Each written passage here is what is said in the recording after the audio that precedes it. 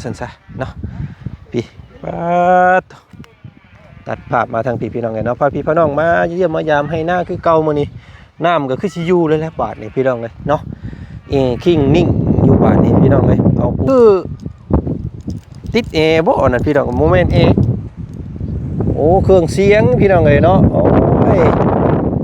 นี่คิดว่าเพิ่นเอาแอร์มาติดปัดโอ้เนาะดูพอเพิ่นก็ผมมักในส่วนของวาจันนี่คาวาจันพังหัวนี่เนาะแล้วก็มานี่คานองนี้ลงมาพี่น้องเลยนี่แต่ก็ยังบ่ได้ทันได้วัดเบิ่งนะว่ามันสิเป็นจักอะไรเนาะจักสิเป็นจักตารางเป็นไรจันว่าก่อไว้ที่บ้านพี่น้องเลยพาเพิ่นพี่น้องมาเบิ่งเยี่ยมกอไก่แล้วก่อน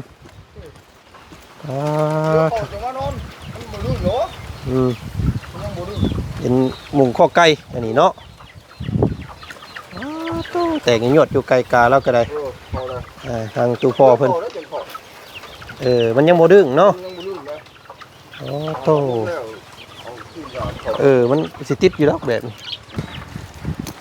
ขอกงัวเล่าเข่าเล่านี่พี่น้องเลยเข่าตู้พ่อเนาะงัวไว้นี้กลางค่ำกลางคืน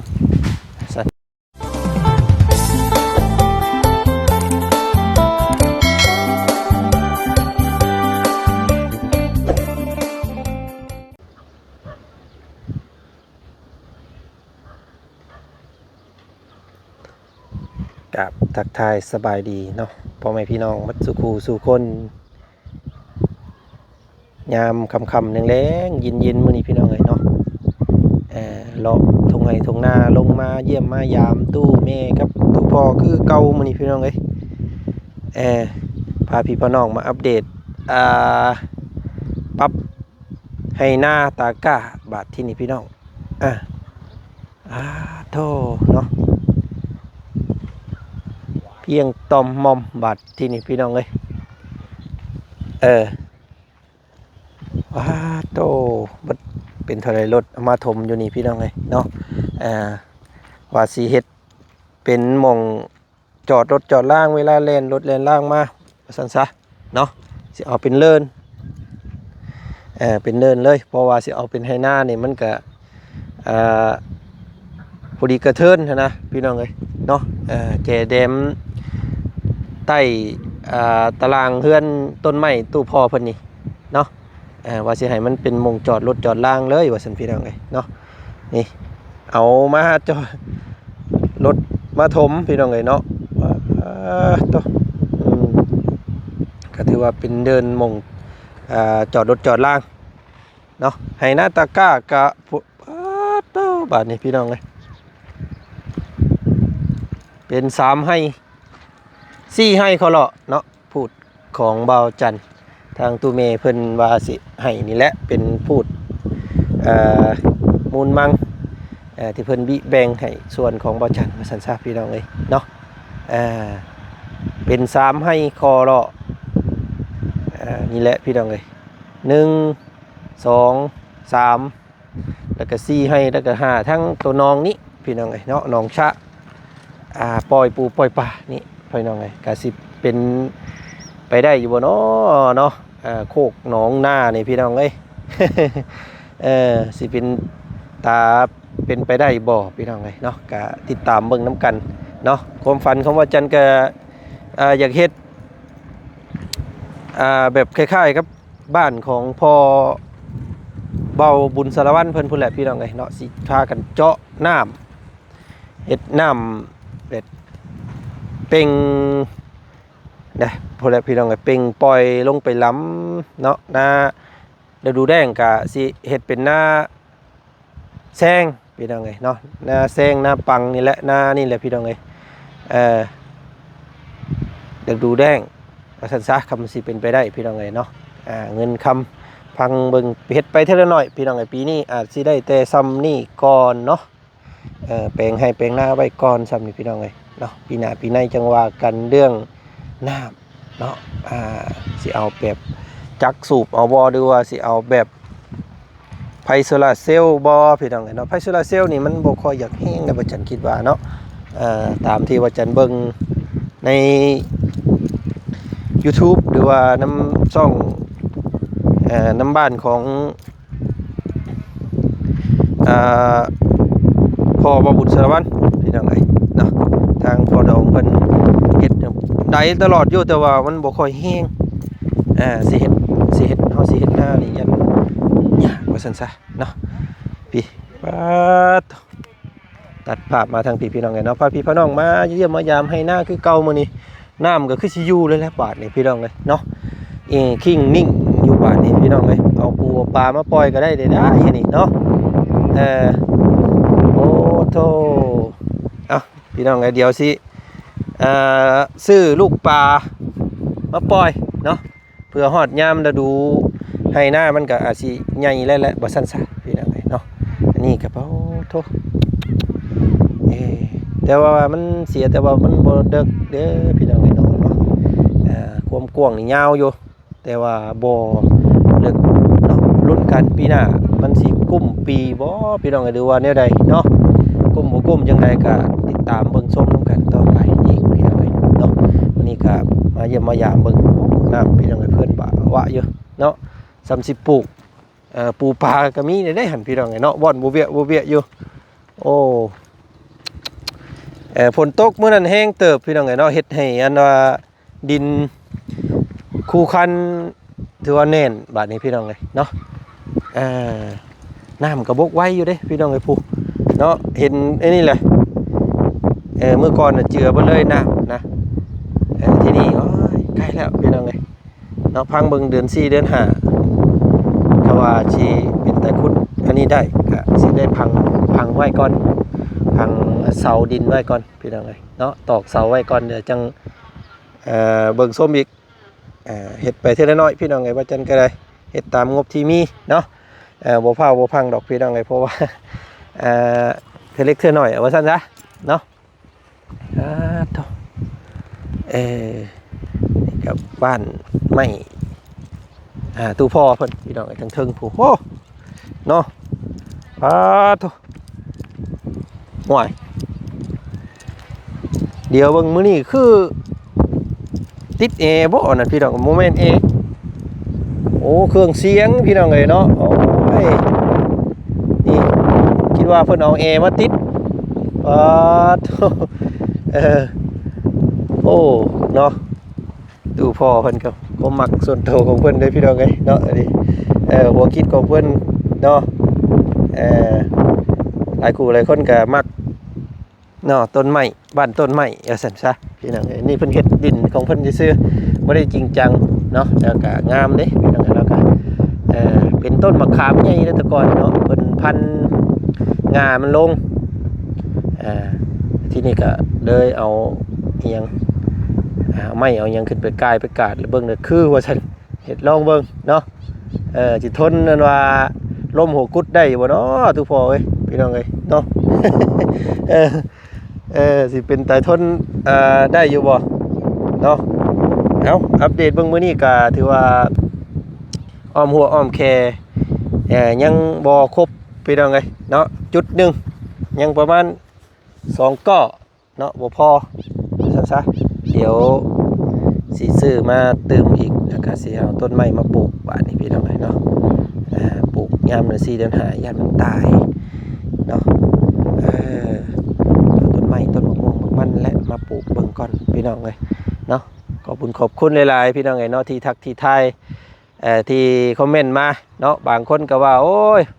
เป็นจังใดแล้วเนาะบ้านโคกหนองหน้าบ่จันทร์พอสันพี่น้องเลยเนาะโคกหนองแดงเลยพี่น้องเลยเป็นโคกหนองแรงแล้วเนาะ นี่แหละพี่น้องเลยเนาะส่วนของบ่จันนี่คาบ่จันพังหัวนี่เนาะแล้วก็มานี่คาหนองนี้ลงมาพี่น้องเลยนี่แต่ก็ยังบ่ได้วัดเบิ่งนะว่ามันสิเป็นจักอะไรเนาะจักสิเป็นจักตารางเป็นไรสิประมาณเท่าใดและก็บ่ฮู้คือกันพี่น้องเลยเนาะอันนี้จุดประสงค์นะอยาก ถมพี่น้องเอ้ยเนาะว่าจันสิถมให้มันเพียงกันเลยเพียงแต่มุงรถผู้เพียงมานี่เนาะให้มันว่าเป็นเลินว่าซั่นซะแต่เดี๋ยวนี้ยังต่ำอยู่บัดนี้เนาะฝนตกมาก็น้ำขังคือเก่าแล้วอันนี้พี่น้องเอ้ยเบิดเท่าไหร่รถล่ะนี่ก็ได้เนาะ เป็นไปได้ก็พี่ได้อยากให้มันเพียงนะเนาะมันจะให้มันเป็นเลินมุงจอดรถจอดล่างเวลาหมู่คู่มาดินมาหัวนำว่าซั่นซะเนาะและสิพาพี่พ่อน้องมาเบิ่งอันนี้ก็เป็นเส้นทางเข้าบ้านน้องสาวบ่าวบุญสารวัตรกับอาอินเพิ่นพี่น้องเอ้ยเนาะป๊าดโตเนาะเรียบร้อยพี่น้องเอ้ยจักสิเป็นค่อยจักสิเป็นโน่นบาทนี่เนาะรุ่นเบิ่งบัดฟ้าฝนตกพุ่นแหละโต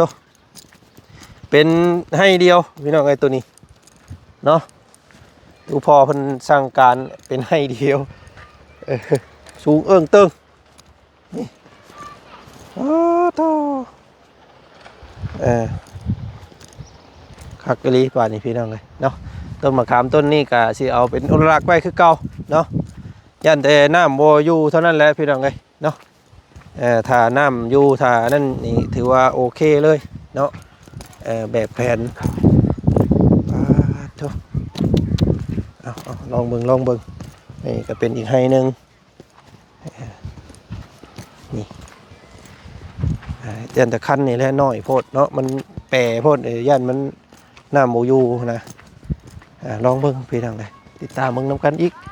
เนาะผู้ละน้ำมันสิไปอังทั้งพุทธน้ำเพราะว่าทางช่างรถเพิ่นเฮ็ดนี่คักเลยพี่ทางนี่เนาะอันนี้ก็เดือนบ่าวเสียงน้อยเพิ่นตรงมาพี่ก็แม่นอีกให้นึงพี่น้องตึงอยู่พี่ก็ได้เนาะเบิดเท่านี้นะนี่เพิ่นว่า4จุดให้ว่าจันนะพี่น้องเอ้ยเนาะนี่แหละสิเป็นมูลมังของว่าวจันเนาะส่วนนี้มีพันให้แต่ก็ยังบ่ทันได้ถามน้องถามนุ่งดอกพี่น้องกับน้องนุ่งเพิ่นสิเห็นดีนำบ่ทางน้องชายน้องสาวเพิ่นเห็นแล้วพี่น้องน้องชายเยอะอยู่เพิ่นเนาะนี่ก็ลงไปพุ่นแล้วพี่น้องเอ้ยเนาะน้องสาวก็สิเอาทั้งมุงเถียงเก่าของตู้พ่อพุ่นลงไปพุ่นแล้วก็น้องชายเพิ่นก็สิเอาทั้งห้วยเลาะลงไปพุ่นแล้วเนาะหลายอยู่นะมูลของแม่นะแม่กับแม่เลี้ยงพ่อเลี้ยงแม่พี่น้องเนาะก็เลยได้หลายแน่ว่าซั่นซะเนาะเป็นพูดแม่น้ำเพิ่นเป็นผู้เบิ่งแยงแม่เด้พี่น้องเอ้ยโอ้เนาะพี่น้องกะคักแน่บาทนี่เอาพี่น้องไงเนาะติดตามเบิ่งน้ำกันอีกว่าสิได้หน่อยลายสำได้เขาปลาปีหน้ารุ่นกันเนาะพี่น้องเป็นดินใหม่เบิดเลยโตเอาพี่น้องเลยพาพี่พี่น้องเลาะเบิ่งก่อนเนาะเอานี่ว่าจันตั้งใจยังให้เป็นเดินหมู่นี้พี่น้องมีให้มีหน้าบ่มีเดินก็คือเก่าว่าซั่นซะเนาะโอ้ยหนาวดิพี่น้องเอ้ยลมพัดอันว่าต้นหมักตาลขวกอยู่ทางน่ะเนาะมาเด้อพี่น้องเด้อเนาะทางใต้ทางไกลมากินหมากตาลน้ำเมตุ้ยเพิ่นเนาะหมากน้ำใยกับป้าเท่าปีนี้พี่น้องเอ้ยงามเด้อเนาะรุ่นกันว่ามันจับบ่จับเท่านั้นหมากลำไยลกขนาดปีนี้พี่น้องเอ้ยนี่ตาลกับป้าเท่าสวยงามเนาะไก่กาหมูมาเป็ดไก่อย่างไรเนาะก็สะดวกสบายทางตู้พ่อเพิ่นกำลังไล่ควายไล่งัวเข่าคอกอยู่ทางนั้น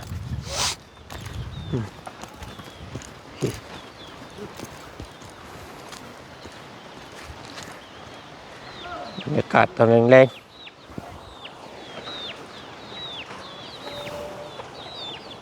าเด้อเฮ้ย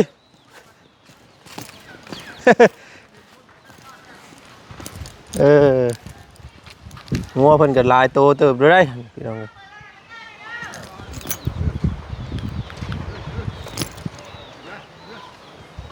2 4 6 8 10 11ตัวงัว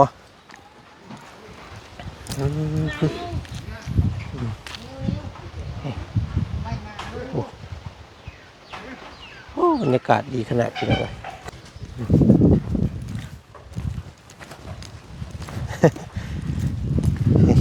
เนาะพี่ก็ทั้งนี้ก็แม่นน้องไอ้หน้าเพิ่นนะเนาะนี่ไว้ให้ส่วนของน้องทรายทั้งนี้พี่น้องติดพังห่วยหล่อพ่วงทั้งนั้นก็ได้พี่น้องปุ๊บหดพุ่นแหละหดปลาห่วยเกี่ยวไปพี่น้องหดต้นไม้พวกเดาพุ่นแหละเนาะเกี่ยวมาพี่หดทางเขาทับคือเก่าเป็นดีปูดีปลาพวกนั้นก็ได้มุงเอาปูปลายามพายามพลนี่พี่น้องเลยเนาะนี่แหละมุงเขตที่ในกล้องมุมกล้องนี่แหละพี่น้องเลยหน้านี่เนาะมานี่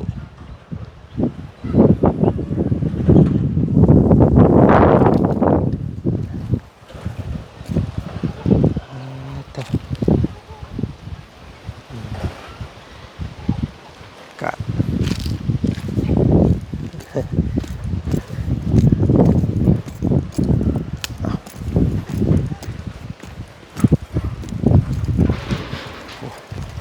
คอกไก่แล้วบ่พี่น้องเลยไก่เขาคอกคอกไก่เพิ่นอยู่นี่เห็ดคอกไก่ใส่เห็ดคอกไก่ใส่อันว่าก่อไว้เพื่อบ้านพี่น้องเลยพาเพิ่นพี่น้องมาเบิ่งเยี่ยม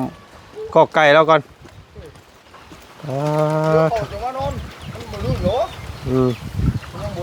เป็นหมุงคอกไก่อันนี้เนาะแต่งหยดอยู่ไกลกาแล้วก็ได้ทางตูพ่อเพิ่นมันยังโมดึงเนาะโอ้โตมันสิติดอยู่แล้วแบบมันช่องสีเพยกไกลกากับแบบมันบุเขาเลยยังบ่ทันดึงเนาะ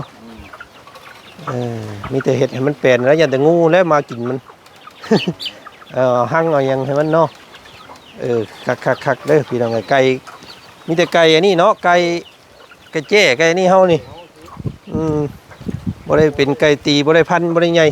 เอาแบบ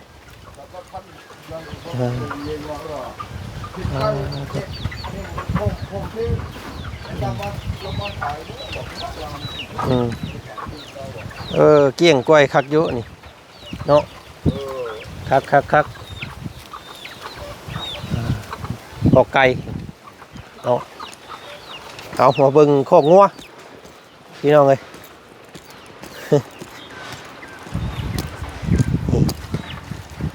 นี่คอกงัวเล่าเข่าเล่านี่พี่น้องเลยเล่าเข่าตู้พอเนาะนี่งัวไว้นี้กลางค่ำกลางคืนสั่นโธ่เย็นจ่อยพี่น้องเลยเนาะมุมทางนี้ก็สิเป็นของน้องสาวนี่พี่น้องเลยน้องสาวแต่เฮือนเพิ่นยาวเนาะพี่นี่ไปเลยตรงนี้พี่น้องเลยเลาะลงไปพี่เอาน้องๆเพิ่นอาจสิได้หลายกลัวอยู่แต่ก็เป็นอย่างเนาะพี่น้องทางเอาซับนี่พ่อต้นดอกสมหม้อนี่แหละยังบ่พอยังนี่นะพี่น้องไงยังประมาณนั้นโคตรหนึ่งอยู่นี่เนาะอันนี้บ่พอ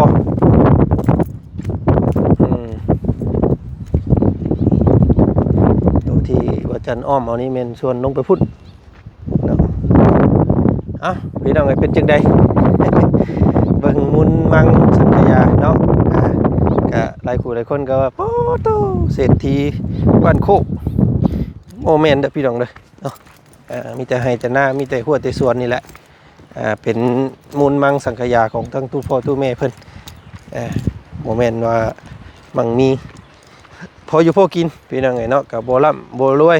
โบทุกโบยะปานกลางเด้อครอบครัวของบ่าวจันนี่พี่น้องเนาะก็ถือว่าโบคัดสนแล้วก็โบรวยนะพี่น้องไงเนาะปานกลาง สั่นซะโตไปสั่นพี่น้องเนาะค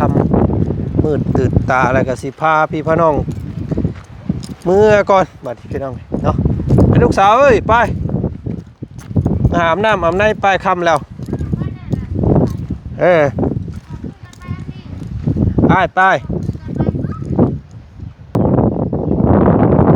พี่น้องสำหรับคลิปนี้ทางหมอจันขอจบคลิปเพียงซ้ำนี้ก่อนเจอกันใหม่คลิปหน้าคลิปนี้กล่าวคำว่าสบายดีสวัสดีบัดสุขุสุคนเด้อเนาะเจอกันใหม่เนาะพี่น้องเนาะทำแล้ว